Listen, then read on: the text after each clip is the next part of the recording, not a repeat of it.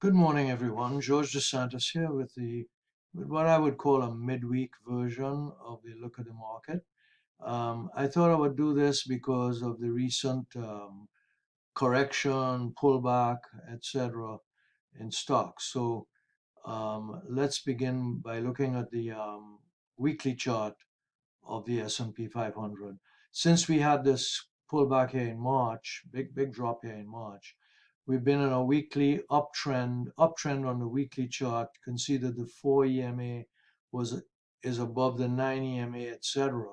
The 9 is above the 30 weighted moving average, and that is above the 50-day moving average, or in this case, the 50-week moving average. These numbers here will become more useful on the daily chart, but I could tell you what I mean now. This line here, uh, this line here, this dotted line here, is a 38.2 retracement level, a retracement of this particular trend up here. From this low in June or July, yeah, in June. From this low in June, at the end of June, all the way up to the recent high, when we hit the 2 standard deviation line and started pulling back. Um, we had some support around 33.62, but then today we are trending up above that. So it's now somewhere around 33.75. This is a delayed data on TC2000. It's 15 minutes delayed. So what do we have here? What are we looking at? We see prices right now between the 4 and the 9, within that zone here, within the 4 and the 9. So we still have an uptrend insofar as moving averages are concerned. But what I don't like is the fact that parabolic, this white dot, parabolic just shifted to go above the most recent bar, meaning this week's bar. So that's not a good sign. That shows some weakness, at least temporary or short term. So if we look at some of the other indicators, though, we'll see that MACD, the 1939.9 indicator, uh, is still bullish. It's still above the zero line. And the other MACD indicator using the different parameters, the default ones, 12.26.9, that's also above the zero line in bullish territory, but it's descending a bit. So it's reflecting the weakness that we've seen in the last 3 or 4 trading days. Now, the sum of the rate of change indicator is still looking pretty bullish here. Let's look at the daily chart. The daily chart, of course, shorter term, shows more clearly the decline we've had in the last three days in particular, if we're not counting today. So you can see that we blasted through that 2 standard deviation line, that green dotted line, as I've pointed out before, and then we had that pullback. 2 standard deviations is very overbought when the market is very overbought. So you can see that parabolic switched here on the daily chart on Thursday, I think it was, yes. And then on Friday we had this bar. Now it was my reading on this that this is a hammer and we could possibly hammer out a bottom. Well, that fell apart. That fell apart. I thought, well, this is a buy zone between the 9 and the 30, but that whole scenario fell apart because we went down even more on Tuesday. Monday was a holiday. So this is Tuesday, this bar I'm pointing to here. But notice what happened. We came all the way down to the 50-day. This is a 50-day moving average because it's a daily chart. And so we came all the way down to the 50-day average. And today so far, because this is in the middle of the day, this is only 10 o'clock in the morning. It's only a half hour into trading. So we still have a long way to go. But so far it looks as though the traders are rejecting this price here right at the 50-day moving average. and they're looking to push the market back up. But then there's a part of me that says, not so fast, baby. Just just curb your enthusiasm for a while. Okay. Um, what we find here then is we have the parabolic is showing us that the market is now in a downtrend on the daily chart. Quite possibly we find support at this 50-day moving average. And notice too that this dotted line is the Fibonacci retracement, 50% retracement from the low in, where's that line again? From the low at the end of June, you see right here, from this low to this high, we have a retracement back to the almost to the 50% retracement Fibonacci retracement level. So that's a very common correction level of retracement for correction, you know. So it's possible that we could start looking to get a little more bullish here, but I would hold my enthusiasm for a while. Why? Because notice the 4 EMA cross below the 9.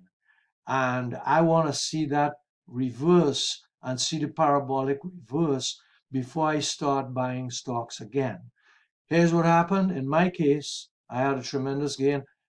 In my biggest account, I'm up 54% for the year. I could show it to you. I mean, you know, I'm up 54% for the year, which is a huge gain. One of the best years so far that I've ever had. And I don't try to pick the bottom and I don't try to pick the top. I have often said when I do these videos, I try to take a good chunk of the uptrend. I try to come in somewhere after the bottom is made and get out somewhere near the top if it's before or usually a little bit after. And this is what I've been doing. I've been selling off here in the last day or so. I've been selling a lot of stuff. Well, because on the individual stocks, the 4 EMA crossed below the 9. And as many of you know, that's my sell signal. I don't ask any questions. I just don't guess about it. You've got to have some decision-making processes to make money in this market. And I have found that over time, this is a good one for me to use anyway. Yes, I gave back, you know, quite a chunk of what I was ahead as of yesterday, but I've got a lot of cash now to go back in there and buy what I want to buy as soon as I see the opportunity to do so. If you look at the shaking charts, which I will try to leave some time for at the end, you'll see how overbought this market was, which is what this was telling us. Okay? And the euphoria was very high if you look in Barron's. Barron's was showing us that they have a euphoria chart, euphoria and fear chart. And on that chart, euphoria was at the extreme. And that is inversely related to the price of stocks. So we did have a very overbought condition, and now we're experiencing, or we did experience the pullback. Will we go any further down? Hey, one never knows, do one. Thank you, Fats Waller, one of my favorite jazz pianists. Old guy. Only old guys like me will know Fats Waller. Uh, anyway, so you know, on Thursday we saw that on the weekend we saw that that this MACD 1939.9 indicator was giving us a very minor sell signal here. I think was that Thursday? This is Wednesday. This is Tuesday. Friday. Friday's bar was a sell signal. I wasn't so convinced here, so I waited until Tuesday, and then of course I gave back some more. Hey, we all make mistakes, or we hold on too long and that sort of thing, right? Anyway, right now we could see that both MACD indicators are trending down. What I would like to see before I start buying stocks again is MACD, especially the 1226.9. I want to see that start trending up. Give me a short histogram bar here, and I start increasing my appetite. My appetite starts increasing for stocks again. Okay? So here's a chart of SPY, or the ETF for S&P, one of the ETFs anyway. on shaking analytics. Now, I mentioned earlier on TC2000 when we looked at that software that the market was very overbought, and we had been seeing that for a while. In two areas here, we were seeing that the market was overbought here, way above the upper channel, that shaking plots, right? That's overbought. And we were also overbought on this level here, on this indicator here, way up, not so much above the 70%, but it was both overbought here and here. So we pulled back. And so the question is, what do we do here? I say we wait, just give it some time. Don't try to pick the bottom. I'm not trying to anyway. I'm not telling you what you have to do. We all have to make our own decisions. But I'm myself, I'm going to wait until this thing pulls back even more, assuming that it does, pulls back closer to that 30% line, or maybe even below it, before I increase my appetite for stocks and start buying up a whole lot of stuff again because as I said before, I lightened up a lot. I own very few stocks now. Um, so that's the spider. You can see that all the other ETFs are up today. This is today's prices, a percentage increase today. So the market seems to be wanting to hold at that 50% level that we saw. 50%, 38.2% retracement or 50-day moving average on the S&P. That's where the market was seemingly trying to hold. Let's take a look at some of the stocks. Let's see. August 2nd, Jake Bernstein. No. All right, let's take a look at some of the stocks that I own, the list of stocks that I own, and I still own a few. If you look at Tesla, here's what Tesla did. Well, we all know there's no news here. Tesla became very overbought, just like the rest of the market. And it pulled back past the 21-day moving average. And you can see it was overbought, very overbought here, no news there, and very overbought here. And it pulled all the way back now. And on the overbought, oversold indicator, it's becoming oversold.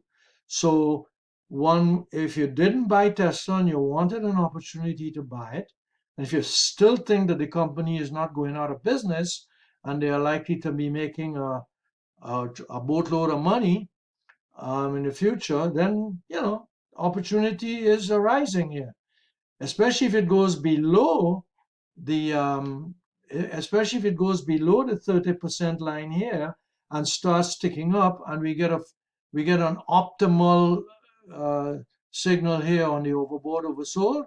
That would be a good time to buy Tesla if you never owned it or if you sold it and want to buy it again. I took a whole lot of profits on Tesla.